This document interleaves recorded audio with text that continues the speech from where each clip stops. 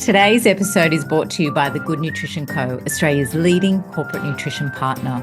The Good Nutrition Co has helped support the health and wellbeing of over 35,000 employees around Australia with exclusive masterclasses and on-demand learning, on-site workshops and one-on-one dietitian support.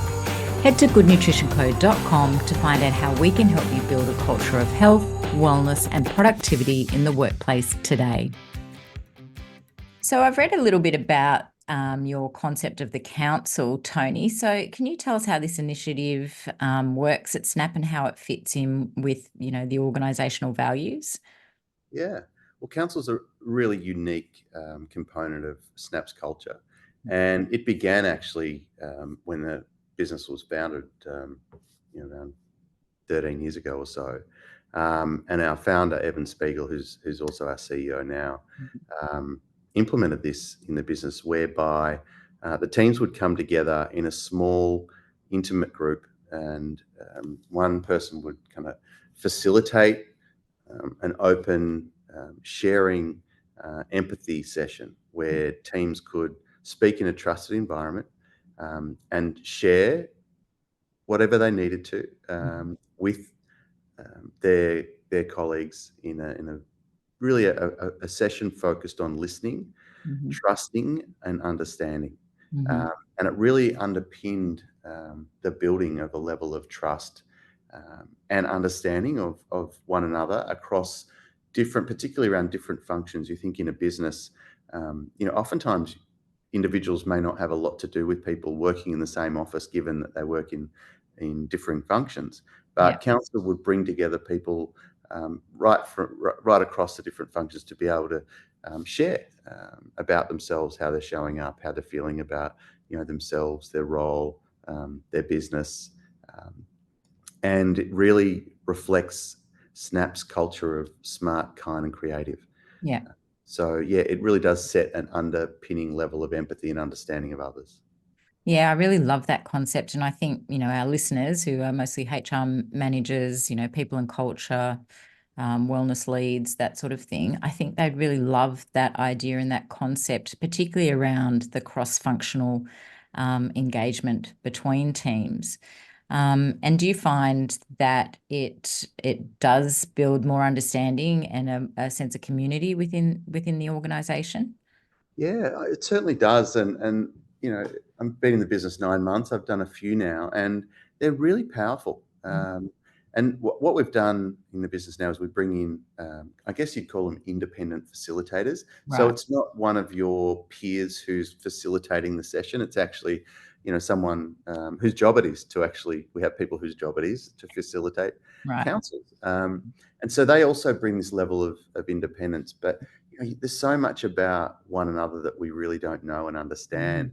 Even though we might see one another in the workplace every day. And so it really does help kind of unshackle those barriers that sit between people that aren't necessarily placed there deliberately, but, it really does help open up a deep level of understanding across the business. Yeah, I really do. I love the concept, and I love the idea of the facilitator as well. So it really does give everyone that opportunity to talk. And do you find that it helps bring people back into the organisation? Yeah, look, I think people, when they know there's a council that's happening, a lot of the feedback we get from our all ears surveys we do, I mentioned twice a year, is that, it's important to people and they'd like to see more of them. So, it's certainly when we put one on the calendar, we know that people are really keen to come and participate. Excellent. And what about, nutrition, policies specific to food and nutrition? Do you have anything, related to that, or how does this whole concept of community play out in terms of food within the organisation? Yeah, well, I mean, top of mind right now for most business leaders is this concept around return to office, or just managing, people's balance between time in the office and time working remotely. And so for us, one of the big kind of motivators, because you can deal with it through policy, or you can also deal with it through means by which you want to encourage people to come together. And I'm a big believer in that. So as we've encouraged people to return to office and come back more regularly, we've put on lunch for all of our teams. Obviously, we have food throughout the day in our office, and mostly healthy snacks, Nick. Not all, but we've moved from the chips to the popcorn, Yeah. and we continue to what we optimize Yeah. for health. But in all seriousness, the food we put on for lunch creates an important moment in the day for all the teams. So we have one big long wooden table that goes right through the kitchen, and when lunch comes, it comes at about midday, or it's served at midday.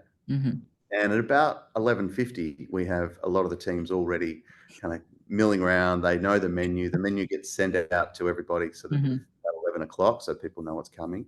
And then it's this great moment of community where that big long table is full. The room is noisy with people interacting. And so it brings a really nice cultural moment for the teams to meal together, to connect around food. Yeah. But then the food itself, we constantly get feedback, and we're really lucky to have a great facilities team here who are constantly asking for feedback. So teams are surveyed consistently, and since we've brought the food in on a daily basis, the feedback we've managed to optimize based on that.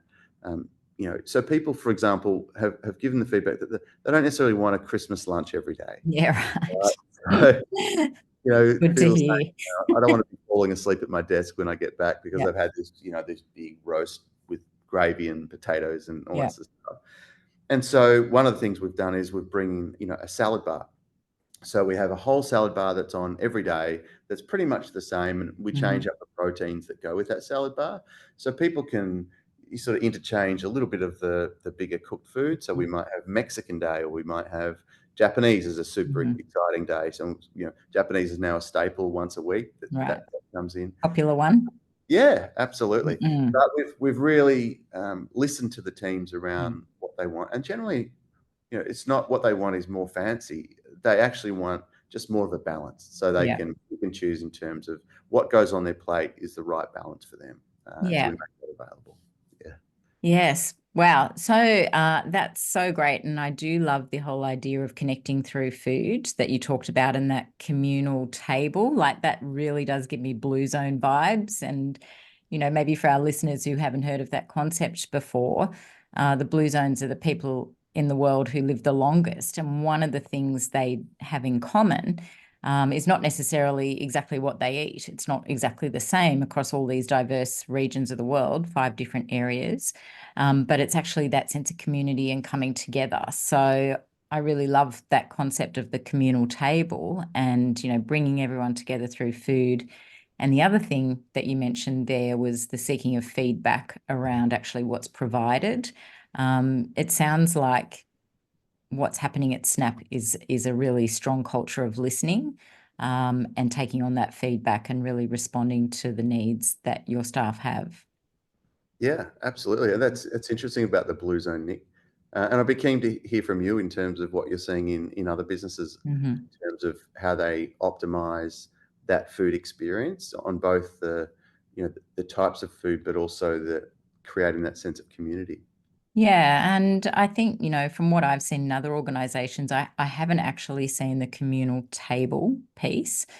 So I think that is something, maybe some of our listeners will be interested in. But I've seen people, coming together, but typically they will sit, with their colleagues or their, friends from their own part of the business. So I think the communal table is nice in that it probably brings different areas of the business together. And it's a sort of set time by the sounds of it where everyone comes together at that same time. Whereas other businesses, I've seen them bring food in for sure. I'm not sure how related that is to feedback from staff. I'm sure sometimes it is. So I think that's really important. And also your comment on the Christmas lunch, it doesn't need to be like Christmas lunch every day. It doesn't need to be a huge meal, but something light and healthy that's going to, fuel people for the afternoon, but not make them fall asleep and then be reaching for the chocolate bar to deal with the 3 p.m. slump. Yeah. And it's interesting, having worked in other businesses that also provide, food for employees at lunchtime. The big change I've seen at Snap has been the fact that actually nobody takes their food back to their desk. Not one person. And maybe that's part of due to how that office area is constructed, but I think it's much more down to the culture and facilitating people getting together. Whereas oftentimes you do see people just one-on-one taking their food and going and sitting back at their desk, and that limits interaction altogether. Yeah, 100%. And, there's so much about connection in terms of eating with other people, right? Rather than eating in front of a screen. So, yeah, awesome. It sounds like that's something that's really working well for the organization. Yeah. So in terms of return to office, because I know this is a big thing for lots of organizations at the moment, are there any other initiatives that you've been implementing that are helping people feel like they want to come back in? Yeah, I mean, there's a few things that we do, and you'd be surprised at some of the small things that have big impacts. And like, this is not reinventing the wheel, but we have that big open space where we have that communal table, and very early on, I asked facilities if they put in, some gaming options. So there's a table tennis table now that's there, and you'd be surprised how much time that gets. Where teams get together and they use it. We have an outdoor balcony that teams often will use at the end of the week to sit down and reflect outside and look over the city and talk about the week that was. That brings people together very strongly. We also encourage some volunteering for our teams, where we enable teams to have a certain amount of time each quarter to be able to give of themselves, their time, back to organisations that need our support. So, for example, I think last month was Oz Harvest, where the teams went out as a group from the office out to Oz Harvest and donated their time to assist with, arranging the supply of food for people in need. And so people come together as a group, and then they're able to give of themselves as a group and feel good about it, right? And facilitate that time. So that's a real plus. So I've read a little bit about your concept of the council.